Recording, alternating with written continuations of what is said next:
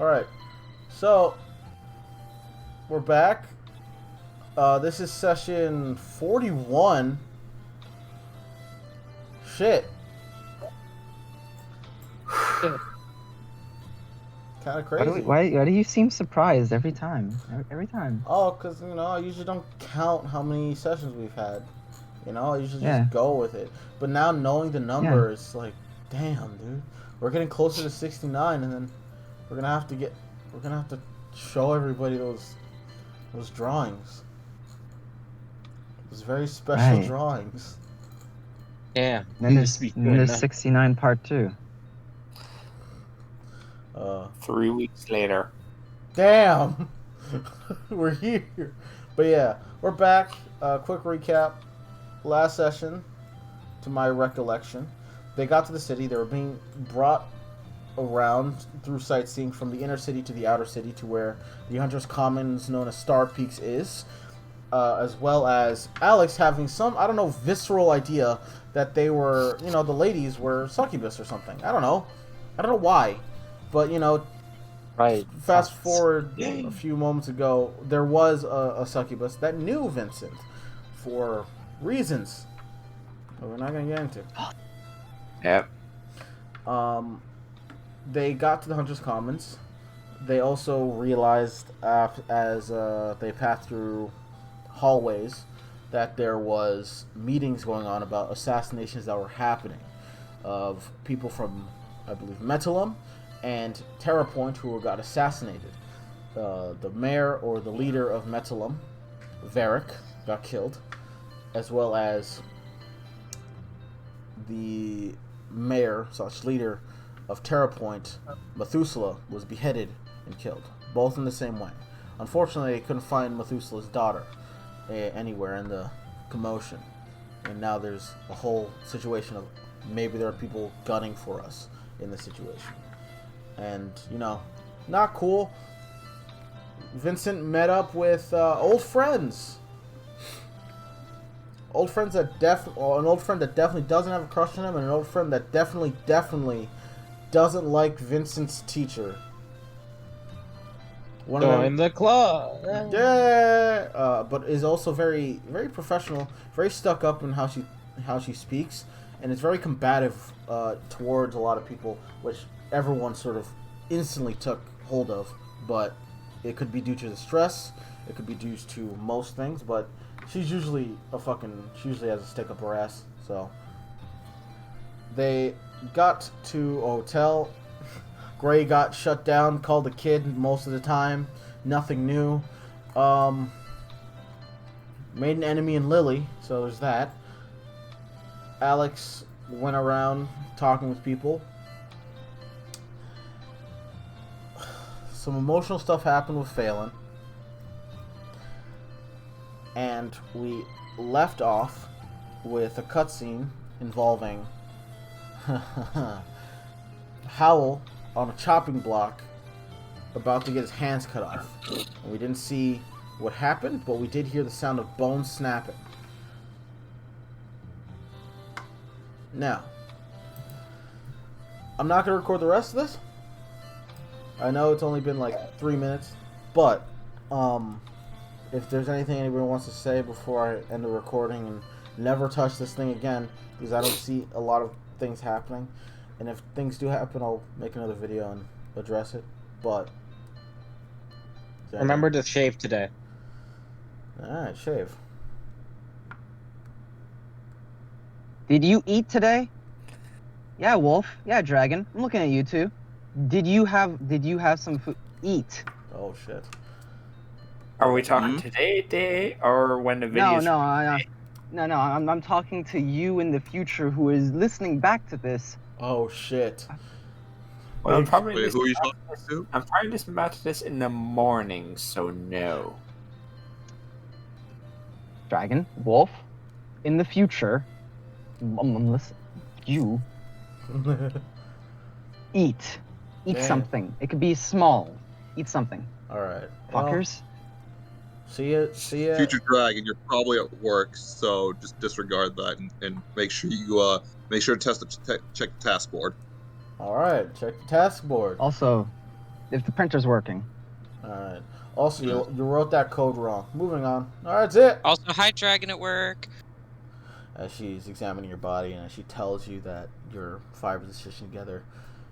Vincent, since you're able to manipulate your own relative time, your heart, I'm sure you'll notice it at some point, gave out very abruptly. And it can't. Yeah, I just did that once.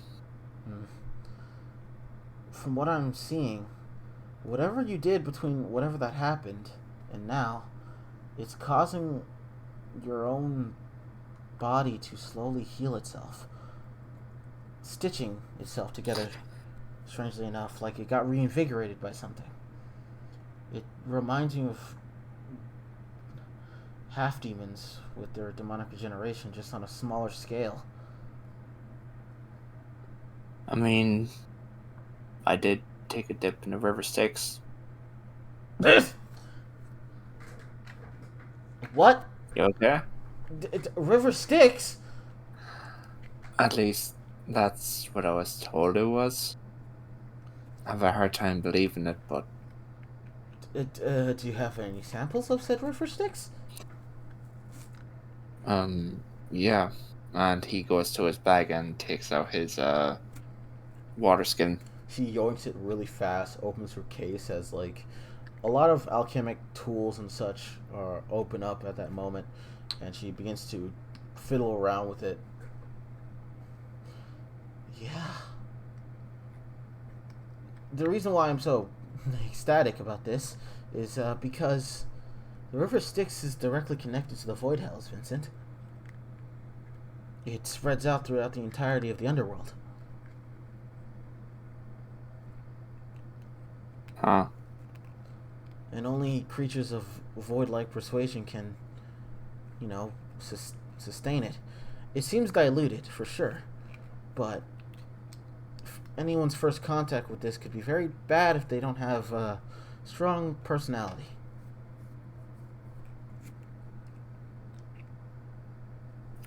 How bad are we talking?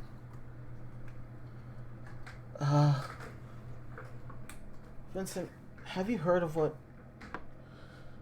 We've actually been seeing a lot more of these, but have you heard of... I don't think you have, but husks?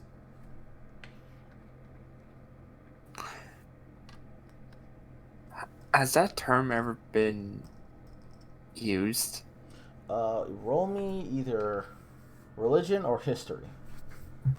Okay. I'll go history. Hopefully my fan's not too loud. 14. Okay. Unfortunately, you're unable to fully remember where the term comes from. Give me a second, I'm going to move my fan. Quick, just question, just in case. I don't know if this would help or anything, but Okay. it has anything to do with his favorite enemy. Does it? Yes, it does. Does favorite enemy allow you to roll advantage on things? Yes, on intelligence checks on them. Alright, go for it. Roll it again. Thank you, Alex. Thank you. Okay. Yeah. Instead of 14. Alright. You don't know where you heard the term from, and you probably think it was from a conversation you've had with Caleb, but you do not remember having or initiating this conversation. And the only thing you can possibly think of is Ainz probably has something to do with that. But you get the inkling and the understanding. Husks are what happens to humans when they are either subjected to experimentation involving demonic energies, or they're overloaded with demonic energies and they're not done properly, meaning their bodies will either deteriorate to such a degree that they'll expire and turn into what they call husks, which is a demon with no soul and just a corpse. You don't know any more specifics, but it's effectively zombie demons. You remember that everybody else in the party did get hurt from this except for you. You were kind of fucked. Mhm. But she then continues to say, "It's, but there are also certain few, and this is also thanks to the help of discovery, that we were able to make strides in this research. But there are certain few people that can sort of, with their own will, and before anyone says it, I realize the analogous to Heartless and Nobodies in Kingdom Hearts before I even say it." Han was the only one you had to be worried about. That's exactly. I'm saying. I was gonna sing. But if a person, It's obviously the unversed you're talking about. okay, uh, if a person is able to keep their personality in check, for in any way, or there's some interference that stabilizes their humanity, or what they were originally before they turn to a husk, they can turn into something further than that. What would be further than that? I don't know. We haven't seen it, but it's hypothetical. And some people say that their bodies will either get incredibly strong, but they won't last very long. And if they do, then there will be a constant cellular increase in their physical abilities beyond anything we can understand. But I don't do I don't know experiments on people like that, so I would never know. We've just taken husks and experimented on them.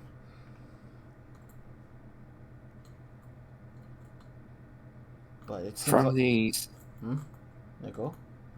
from these theories of yours, Mm-hmm. what would be the best way to, at the very least, help someone reach beyond a husk? Based on your own findings. That's a difficult question to answer. Gonna be real, Vincent. But from my findings and my understanding, if we want someone to go further than a husk, to which I haven't coined the term yet, I don't know what to call them, but if we want them to go further than a husk, they would need some sort of tether. A strong tether.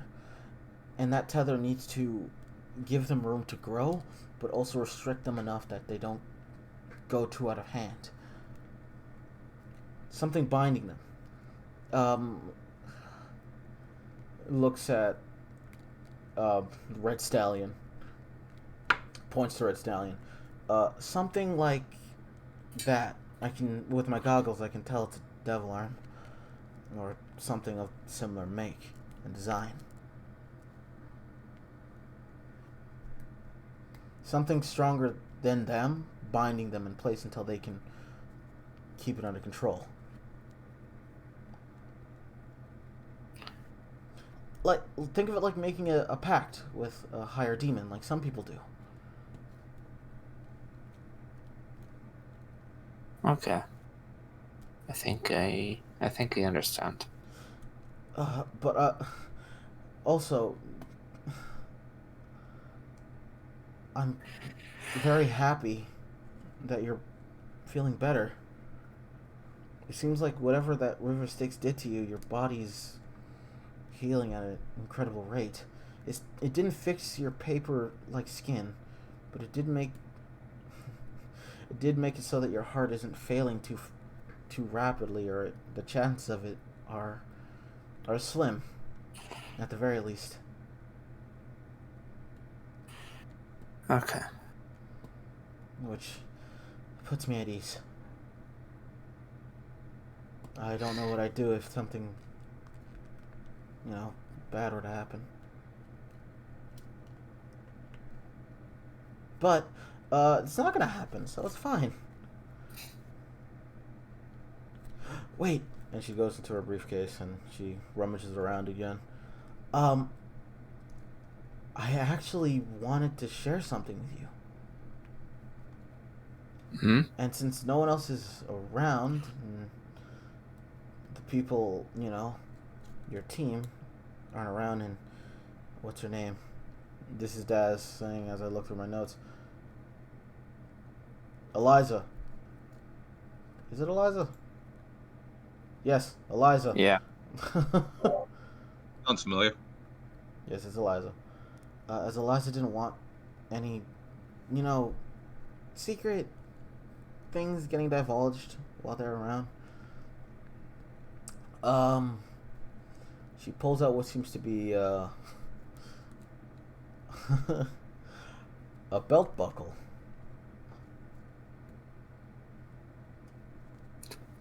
What's this? This is a thing that it's a thing that Discovery wanted me to help them in. They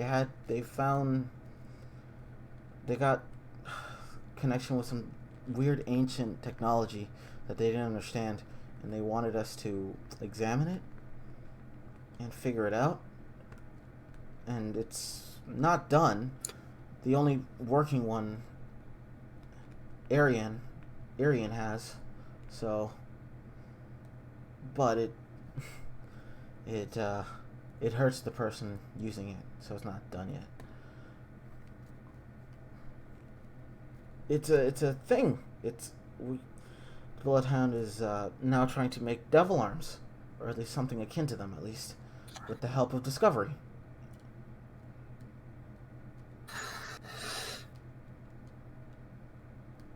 Would I know how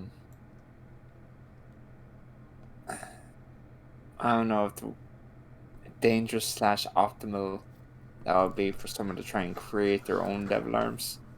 You want to roll Arcana? Go for it. Let's try. Oh, hold up. No, continue roll. 18.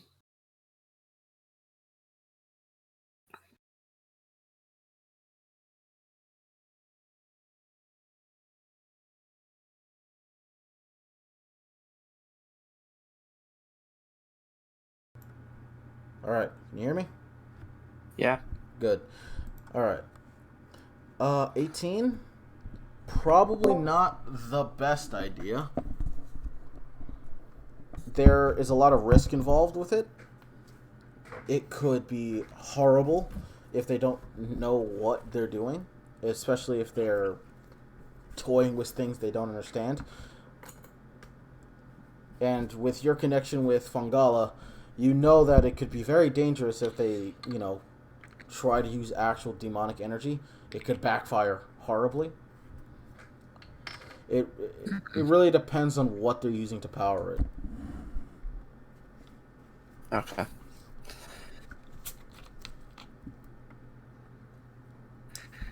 Mm-hmm. How strong are the demons you're using? From what I understand, it's not using demonic energy. At least if it is, it's residual energy from the metal itself, and it's not reactive in any way to what I've been doing. There doesn't seem to be any consciousness within the demonic energy, at least not from what we can tell. It doesn't seem to be trying to go back to anyone.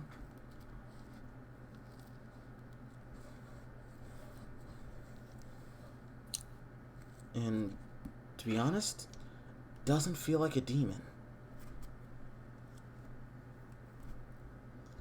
It doesn't even feel like, Evangelist.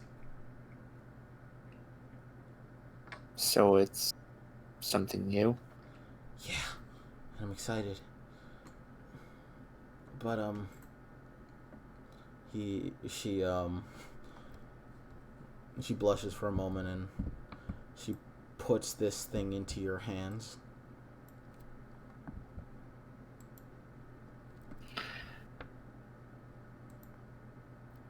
So what does it look like, Daz? Let me get a description of it.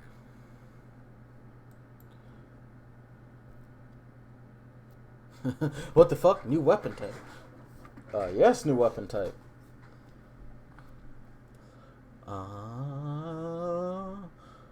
It seems like a beast maw biting down on something. You don't know what it is, but it seems to be biting down on what seems to be either a demonic eyeball of sorts, and you can clearly see if you like there's clearly like mechanism and spring locks to it, and if you push down the mouth or you close the mouth, the demonic eye goes into the eye socket of where this beast is, sort of giving the impression that that's its eye. Huh.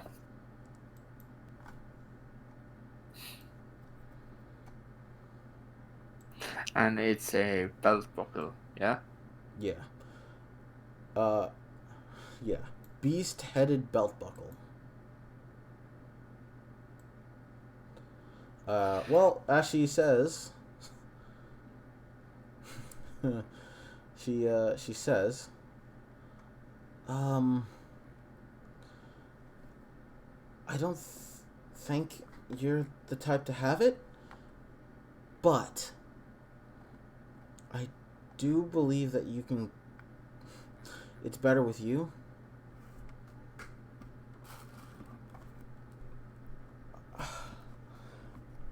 Vincent.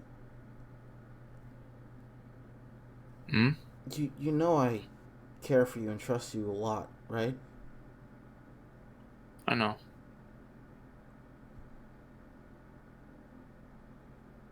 Is everything alright? Yeah, it's just I don't know how to say it. I really want to.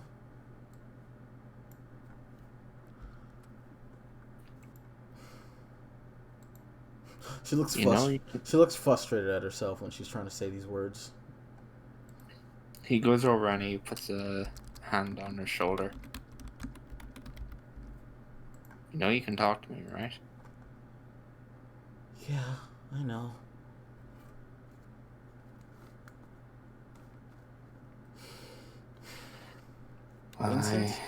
Vincent. Yes? I want you to hold this. Find someone that can use it. Alright? Okay. Because, Vincent, you're the only person I think I can trust, even with Eliza. You're the only person that helped me through rough times, and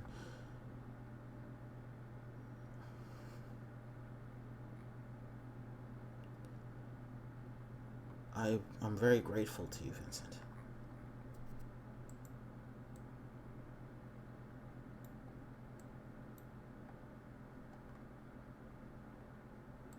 And I know your life right now is very, very strange. Same with mine. And I can't bring myself to say what I want to say to you, because I don't know if it'll be the worst time to do it, when things are probably getting bad. So I won't say it yet. And even when it's the right time and you don't understand, I'll be fine.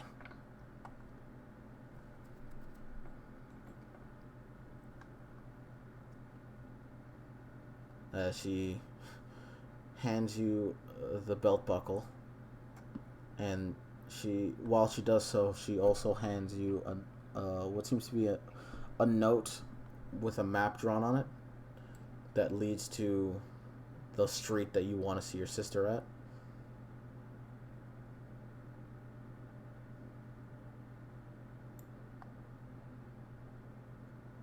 Kaya, what's happening over there?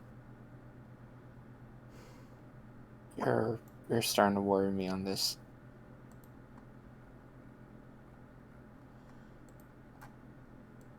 I want you to see your sister before I tell you anything else. And when you come to the decision of what you want to do after, I'll tell you everything. Whether you are a part of it or not.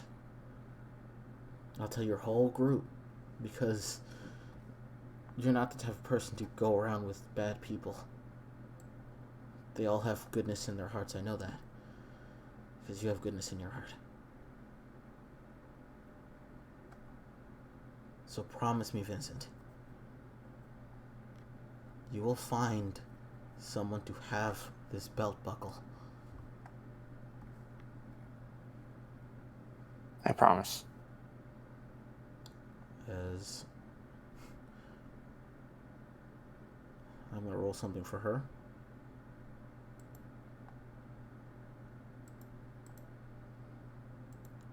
She is going to lean in and she's going to give you a very quick kiss on the lips and get up and then leave with all of her stuff.